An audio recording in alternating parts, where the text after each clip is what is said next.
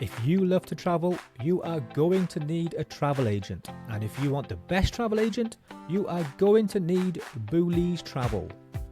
Boolies Travel can help you with any kind of holiday wherever you want to go in the world, taking care of every last detail. From package holidays through to fully customized itineraries where you are completely in control of where you go and what you do. And the best part, there are no charges whatsoever. Rated excellent on Trustpilot. Start your next adventure right now by going to booliestravel.com. Hello and welcome to another episode of the Jason Bull Travel Podcast. And I'm joined here today by Natalie of Rejuvenate Skin Experts. How are you doing, Natalie? Hi, I'm good, thanks. How are you? Yeah, I'm great, thank you. Not too bad at all. I appreciate you joining us today. I'm excited to be here. Yeah, it's awesome. And thanks for kind of sharing a story with us today as well. So we've got kind of a bit of a story where you like to kind of plan your own stuff and what you do, don't you? Or you have historically. Yeah. But before we get into that, let's just explain a little bit about yourself and kind of what you've done and a bit of your history, if you don't mind. Yeah, of course. I'm Natalie. I'm the founder of Rejuvenate Skin Experts. I trained in beauty nearly 20 years ago, and what that qualification gave was a passport to travel the world. So I've worked internationally. I've set up clinics both abroad and back here in the UK. Rejuvenate Skin Experts is the latest one that I started around 3 years ago, and it specializes in skin health and building confidence in men and women, and helping correct any skin concerns and helping us age gracefully. Gracefully. Yeah, that's something that I'm failing at, I think. Tons and tons of white hair, so I could do with some of that myself, I think. So kind of what first kind of sparked your interest then in your kind of your wellness balance and personal rejuvenation? I've always had a keen interest with anything with health, well-being. I like to approach things quite holistically. I believe that we've got a big connection with our nervous system and with our skin health. And then that impacts us mentally, how we feel about ourselves. And what I've done is hone in on my passion and managed to make that into my career, which is brilliant because I really love what I do. What was a turning point for you then that you kind of decided it's really what you want to do? Well, I'd been in beauty for a long time, and I sold my last clinic when I had my daughter 14 years ago, and life just got a bit caught up with doing other things, and then lockdown happened, and I think it made lots of us sit and reflect, and I thought, why aren't I doing what I love? Why? The plan was to always get back to it, and then 2 children, life, busyness stopped me doing what I wanted to do. After lockdown, I set up a spare room in my house and I started doing microneedling on my friends and family. They started getting really lovely results and word of mouth spread, and the business just grew from there. And 3 years on, we're now based in Wilcox House in Cardiff Bay. We're a team of 6. We have 2 treatment rooms, a consultation room, and we've established ourselves as Cardiff's leaders in microneedling and lymphatic facials, which I'm really proud of. That's fantastic. Well done. Thank you. That's great. What's the kind of the biggest challenges that you've faced as a business owner so far? I think when you set up a business, you don't realize that you have to do every role. So I'm a skincare expert and I'm exceptionally good at what I do, but I'm also now an accountant. I'm also HR for my team. I'm a marketing media manager. I didn't set this up with a big pot of money. I did it in my living room from my house, and it's grown organically with that. We haven't had the funds to pay for specialists to come in and do what they do. And maybe if we did, we may have grown faster, but maybe mistakes could have been made along the way. And I think that's the biggest challenge, is learning to be every role for everyone in that business with no experience and just winging it and just hoping for the best. Yeah, I completely kind of relate to that massively. It's having to be everything and then commit yourself and stop that and then start that job and keep changing jobs all the time. But Yeah. then part of it, I think, is why we do it, isn't it? Because we don't like doing just the mundane stuff all the time. We like to be challenged in different ways, I think. And that's what kind of sets entrepreneurs apart, is that Yeah. they don't mind being outside those comfort zones and they don't mind pushing themselves. And they kind of relish that next new challenge, don't they? Yeah, I think you grow once you're out of your comfort zone. I think when you don't know what you're doing, but you know what the end goal is, I think every business owner has a vision of what they want to achieve. They might not understand how they're going to get there, but when you can stay true to the vision, the challenges that come and face you, you either embrace them and give it a go, or you don't. And what's the worst that could happen? Something doesn't work out. Exactly. Like Yeah. you adapt, you change, you do another plan, you go to the next thing. It's I'm not afraid of failing. I don't live in fear of being embarrassed or the what ifs. I'll give it a go and I'll put everything I've got into it. And if it doesn't work out, something will come from it. So Yeah. then you see the next opportunity and you keep going. Yeah. Yeah, exactly. Yeah, I completely agree with you. So moving on to travel then. Yeah, And we met at an award ceremony recently, didn't we, in Cardiff? we did. And you started telling me about your travel story, and it was absolutely incredible. It was just insane. And I thought it's one of those stories that people really have to hear about. So we're going to kind of get onto that now, but kind Yeah. of a little bit about you as a traveler. Why are you into travel? Kind of what's your history of travel? What's made you want to travel? Did your normal holidays with my parents back in the season 90s. We caravanned a lot in the UK, and then kind of stretching our legs to go to Europe was a really big thing, going to Spain, going to Greece, and I absolutely loved that as a child, that feeling of being in a different place and holidaying. I didn't know what I wanted to be with my life. At university studying law, I knew it wasn't going to be for me. And that's when I went to beauty school, got my beauty qualification. And like I said, that then was a passport to travel because it's a qualification that I can do in any country. So I up and left and I traveled through the States, New Zealand, Fiji. I stayed in Sydney, set up a clinic there. Oh, And wow. yeah, and then for various reasons came back to the UK. And then I had my daughter and my freedom of traveling stopped dramatically because there are some people, you see them on TikTok traveling with a baby. I don't know how they did it. I don't know how they do it. That wasn't me. So we then did your kind of standard British holidays where we'd go to an all-inclusive. And it was brilliant because I had two small children and they had kids clubs, they had unlimited ice creams, they had buffets open that you could eat whatever time of your day because it, with children, they don't run on our time clock. They have different maps, different meal times. And for a few years, we would holiday with my parents, and it was all hands on deck helping, and it was lovely. But I just felt like I was missing out on the adventure side of that holiday. It was relaxing, and it was parts of culture within kind of the complexes of places we would go. But I really missed just being out in that freedom of the unknown.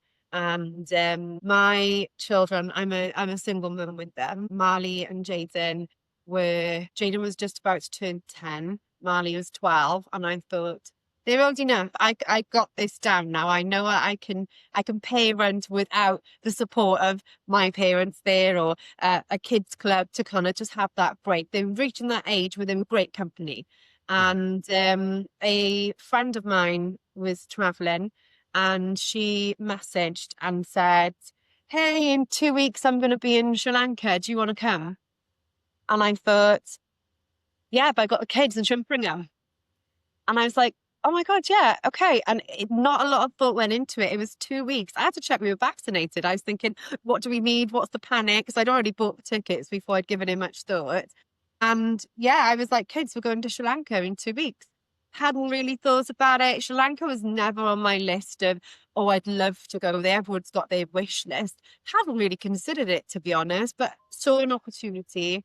thought it's a great way for me to travel with another adult as company. And kids, buckle up. Let's go. Let's Yeah. explore the world a little bit more.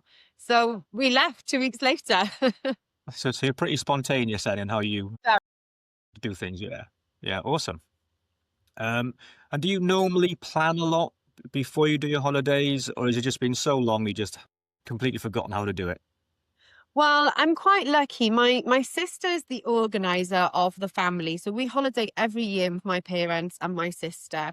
And I will literally just be told the dates and which airport to get to. Like I Yeah. don't do a lot of the family organizing.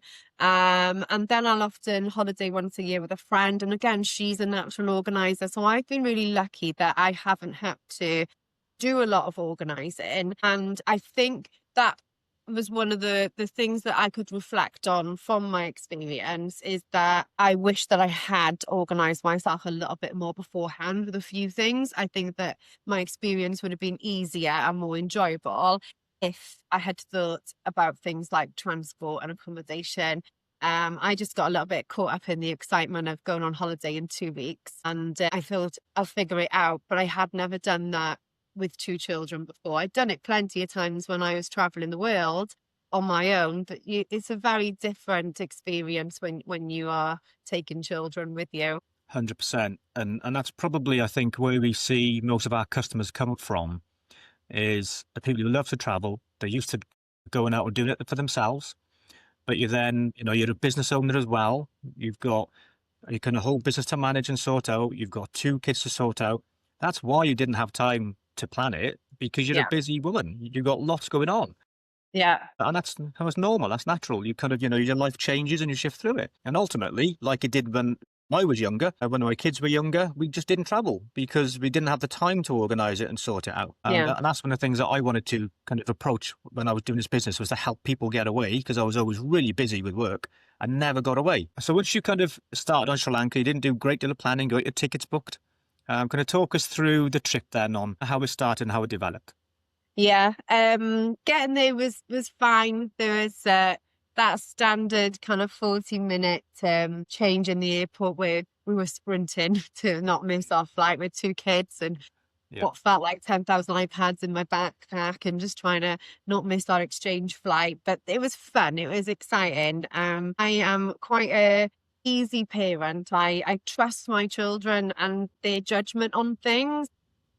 And we hadn't really come in the face of any issues with it. So the journey there was fun.